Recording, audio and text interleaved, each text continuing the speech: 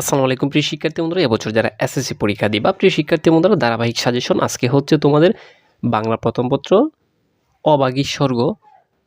এই গল্প থেকে কি পড়বা সাজেশন দিচ্ছি। আমি তোমাদেরকে বলে রাখি, প্রত্যেকটা গল্প থেকে আমি এভাবে ধারাবাহিক। শরৎচন্দ্র চট্টোপাধ্যায় কত খ্রিস্টাব্দে জন্মগ্রহণ করছে? 1886 সালে জন্মগ্রহণ করছে। ঠিক আছে। কল্যাণীর মা স্বর্গের রথ ভেবেছিল কোনটিকে? মূলত বলতো, রথ বুঝো তো? রথ মানে স্বর্ণের এই যে নাত আছে না মানুষের, যে মেয়েরা বিশেষ করে স্বর্ণ টর্ণ পরে নাকে কিছু দেয়। ঠিক আছে, এখানে দোয়াকে। ঠিক আছে। অবাগীর যে স্বর্গ মানে বেহেস্ত। অবাগীর স্বর্গ গল্পের গতিশীল চরিত্র কোনটা? মানে একদম গতিশীল, এটা কি? কাঙ্গালি। ঠিক আছে। তারপর দেখো, কোন নদীর তীরে শ্মশানঘাট অবস্থিত? শ্মশান মানে কি?